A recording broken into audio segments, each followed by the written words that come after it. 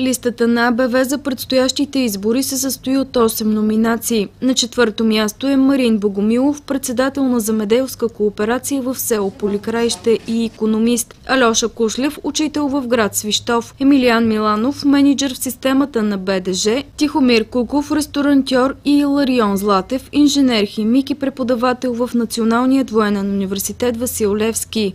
Тази листа е формирана на един принцип, който политическа партия АБВ вече над 6 години отстоява.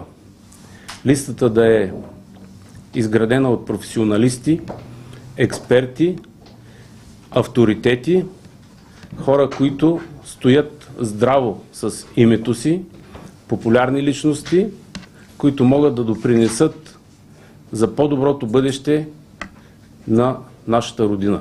Като симбиоза между представители на академичните среди, енергията, моженето, знанието на младите хора и географското представителство на хора от различни населени места в региона определи листата председателят на партията на АБВ и призова всички хора да гласуват на 4 април.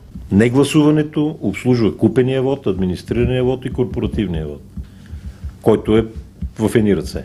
Това внушение, което върви на второ ниво подсъзнателно, следващия парламент няма да е стабилен, следващия парламент се разпадне, следващия парламент няма да изкара една година. Всъщност внушението е, не ходи да гласуваш, сече у вас, ще вземе ти лепне някой нещо. Сече у вас, през ръка са истинските избори. Тези избори, които са сега, нали виждаш, той ще е нестабилен парламент. Не се ловете на това. Политическата партия днес регистрира и листата с кандидатите за народни представители в районната избирателна комисия.